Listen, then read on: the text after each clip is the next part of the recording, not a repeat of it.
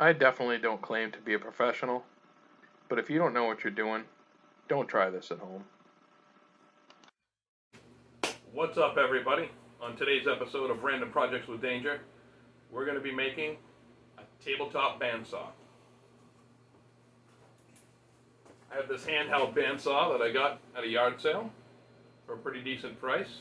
We're going to build a table for it to hold it upright. Let's get going. Here are the tools needed for the job. Well, I don't really know. I'm not going to need the blowgun. That can go away. Definitely going to need the coffee. We're definitely going to do some welding. The acetone can stay to clean stuff up. Measuring, yep. Marker to mark, yep. Alright, let's get going. I got this plate on Amazon. The corners are pretty sharp. We're just going to round those off.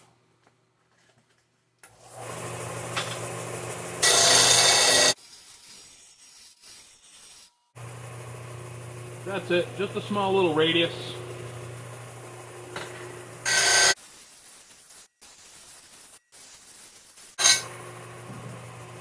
That's it. Alright, so this is going to be the table. We're going to set it up on the saw. Something along the lines of that. Now, I'm going to mark where this blade comes to, because we have to cut a line down the center so we can take this table on and off and change the blade. I want to find the center of this. Looks like this is exactly 10 inches, so whoever cut this before they shipped it did an amazing job.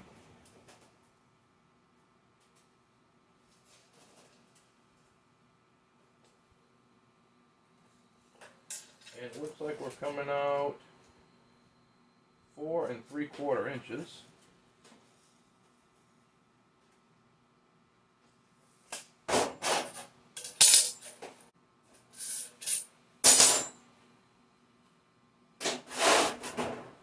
That's the line we have to cut. I don't want to leave too big of a cut line in this if I don't have to. So I'm going to use the jigsaw, which is about the same width as the bandsaw. If I didn't have a jigsaw, I could use the bandsaw to make this cut. But I think I personally would get a little better result using this. So we're going to give it a shot.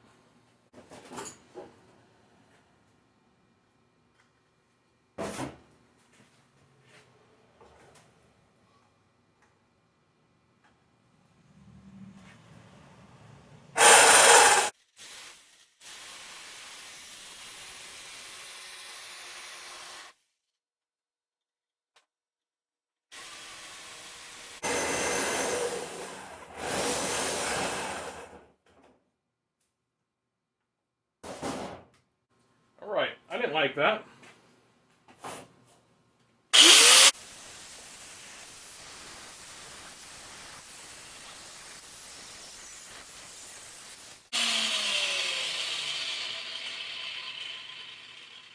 That was way quicker.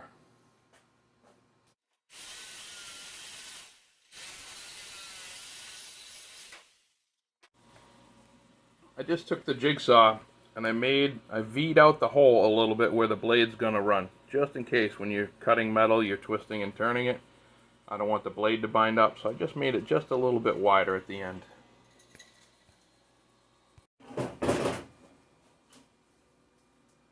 Next order of business, we gotta take this guard off. This is what we're replacing with the table part.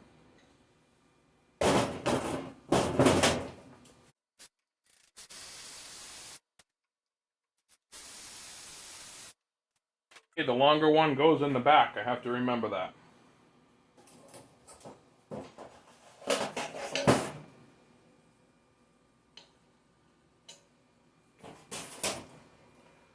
So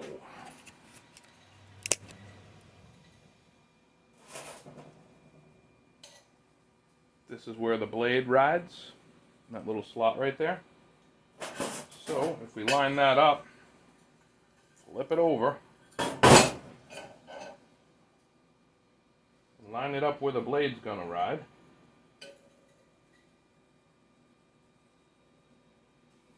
That will give us where our holes have to be.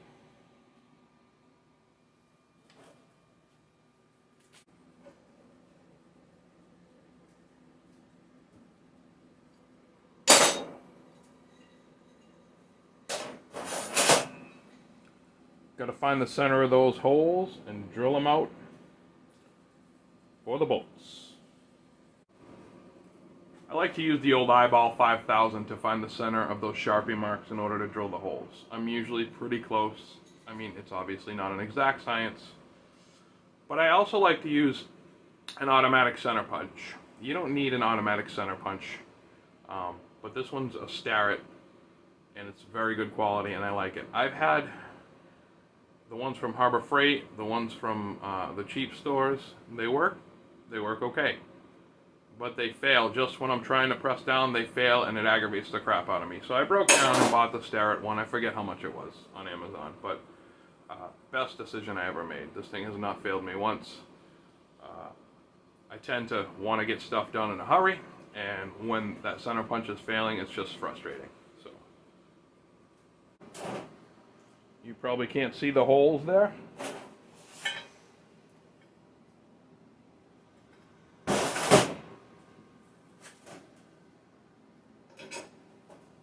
Again, using the old eyeball 5000, just try and find the center the best you can.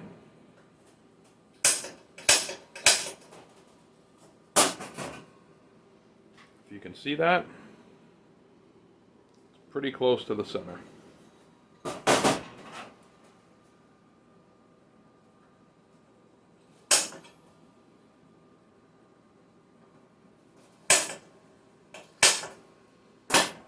I like to put a block of wood.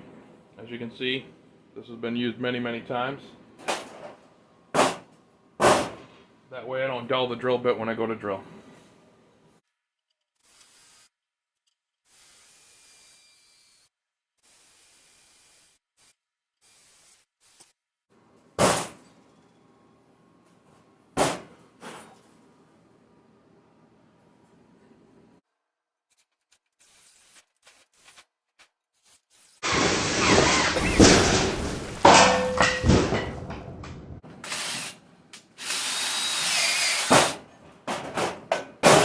Wow, that drill bit was very aggressive. I must have done a great job sharpening it. I'm just going to slide this into place, do a visual inspection to see if the holes are where I want them to be.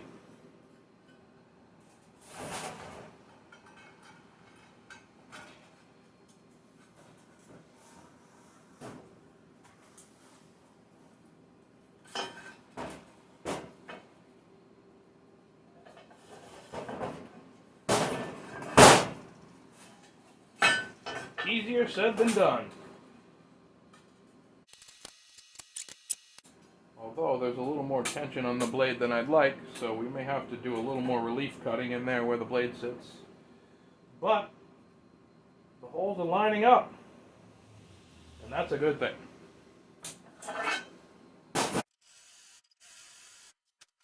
Just trying to countersink the heads of these bolts into the table.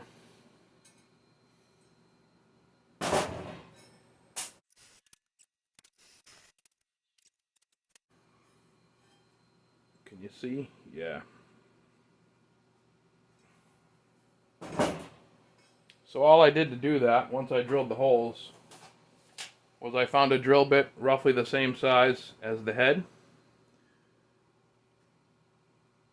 And then I just barely drilled in, just enough to countersink it.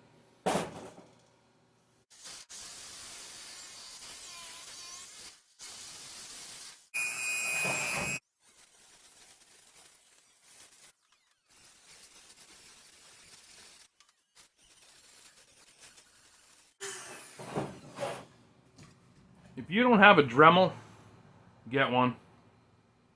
They come in handy. So many times I think I'm not going to use this, or I'm not going to need this.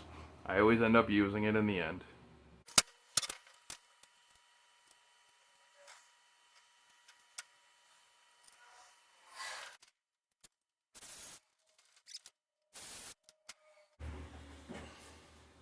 Okay, that's what it looks like all mounted up.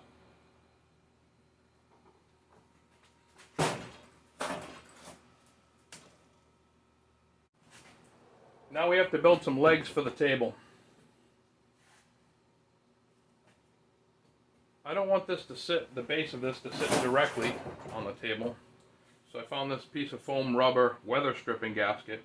I'm probably gonna glue that on. So when I take my measurements, I want to make sure that that's in there as well. And then we get the measurements for our legs.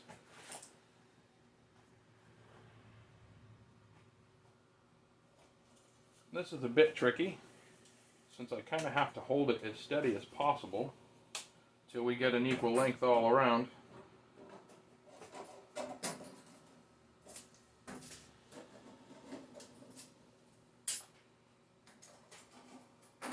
Yeah, I don't know how I'm going to do that, but let's just say, for the sake of argument, we have 7 inches to the front, 7.5 to the back, so 7.25. Oh boy, I think 7.25. Gonna be just fine. So from what I could tell, 7.25 is probably the magic number. And to verify, if I go to the bottom of the table, to the bottom of the saw, I have almost exactly 7 inches. So the 1/4 inch will allow for this foam to take up a little slack. I think we're gonna go with it. For the legs, I got this piece of angle iron. I believe Home Depot or Lowe's. I don't know if you can read that, but that's 1/8 inch thick by 1.25.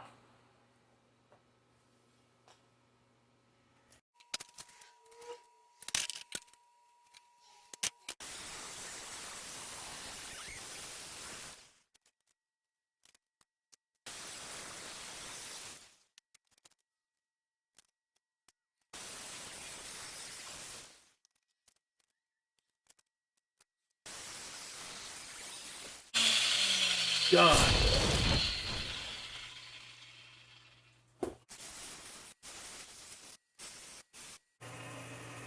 Just rounding over the edges, so when it sits on the table, no sharp edges.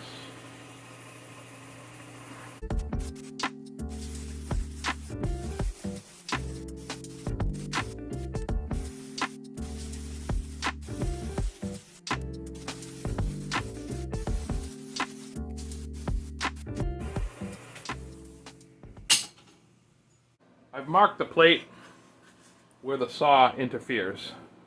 So this line, we can't go past that line at all, because that's where the saw is. So this leg can't go in the corner. We had to move it out about 1.5 inches or so.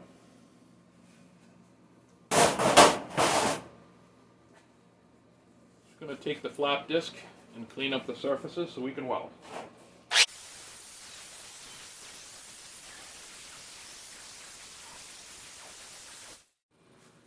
If you don't already have some, get yourself some of these welding magnets. They come in handy for when you want to do a 90-degree. Very, very handy. I highly suggest buying a couple.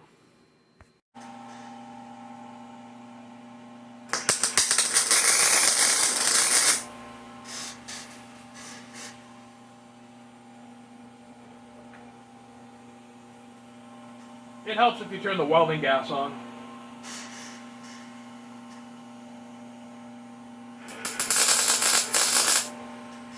Much better.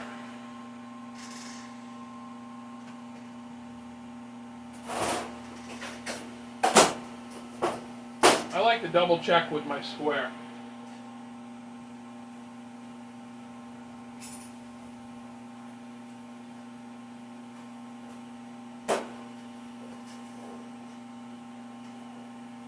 Looks like we're not even close.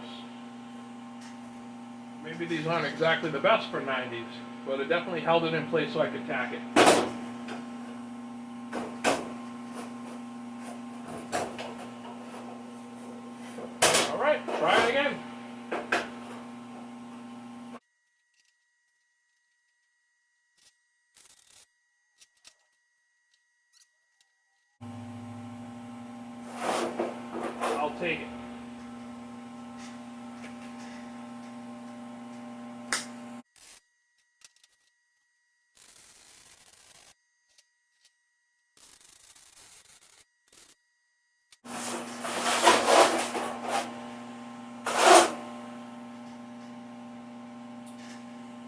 only check the 90 in one direction. So you can see this leg is kicked out. Rookie mistake. Let's get out the whiz wheel.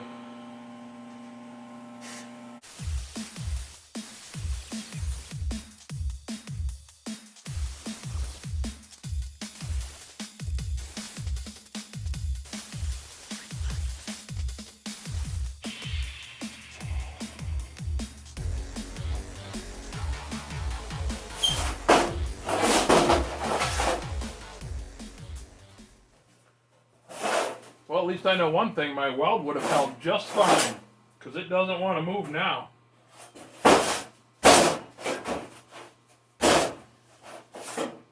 Wow.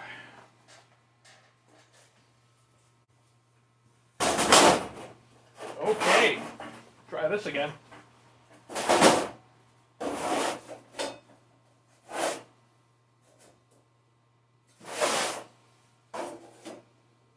Both sides, 90. Now let's weld it again.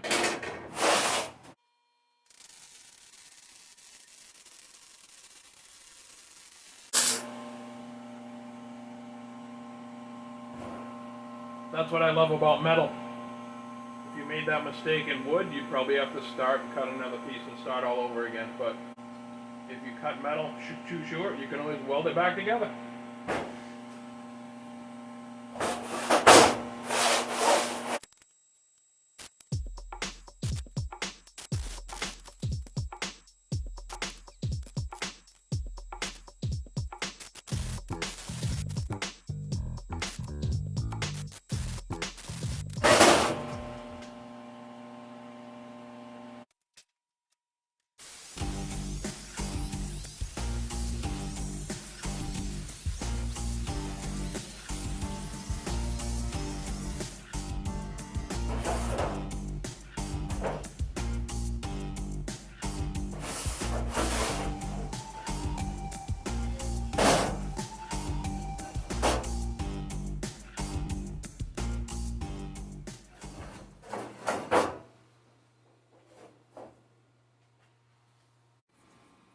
Even with the leg moved away from the corner to avoid hitting the rest of the mechanisms, as you can kind of see, if I can get in there, the leg is hitting the drive wheel.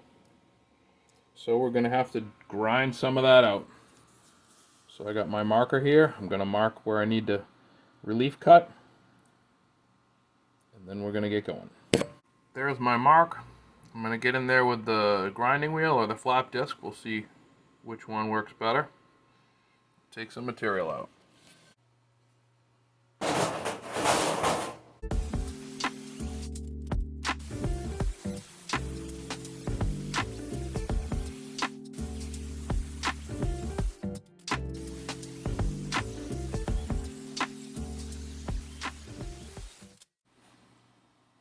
So I just clearance notched that. We have clearance now. And as you can see, there's just a little space underneath there. And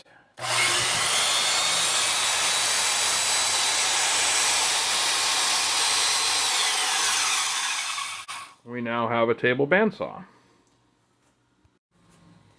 I'm actually pretty happy with the way that came out. Pretty simple. I may have to either countersink those more or sand the heads just a little bit, because you can feel them.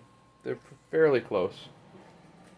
I was going to put a switch on this and wire it up as a permanent fixture, but if I ever want to use the portable bandsaw again, all I have to do is take these two screws off and put the other guard back on. That's it. So I think I'm going to leave it as is. We can always do the old clamp method on the trigger to run it.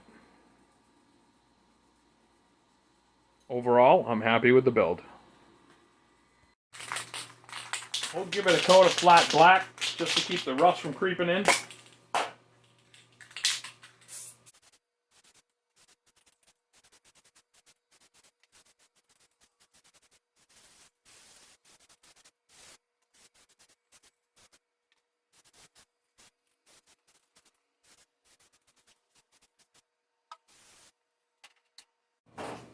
little spray glue for the foam.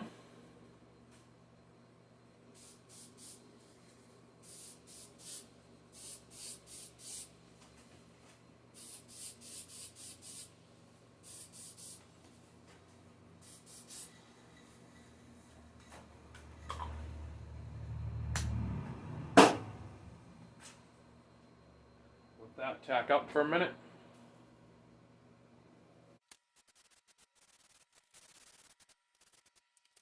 As Derek from Vice Grip Garage would call Ace Frehley sauce, some acetone just to clean the surface here.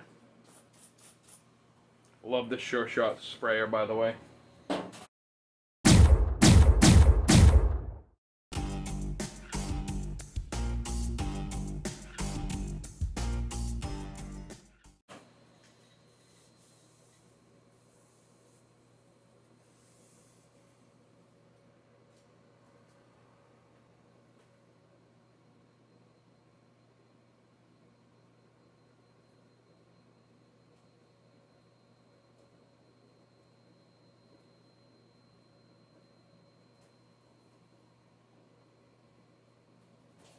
That should do it. Let the paint dry and we'll get it mounted back up.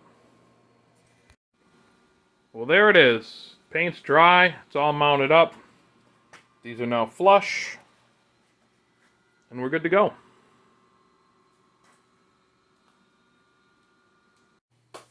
Well, that was a fun project. Now that it's all done, I can't wait to use it. What did I learn? Always check 90 degrees in both directions, or 4 directions, or 17 directions, whatever you have to do. That way you don't have to grind off your welds. Other than that, thank you for watching. Subscribe and like, and we'll see you in the next episode. Thanks.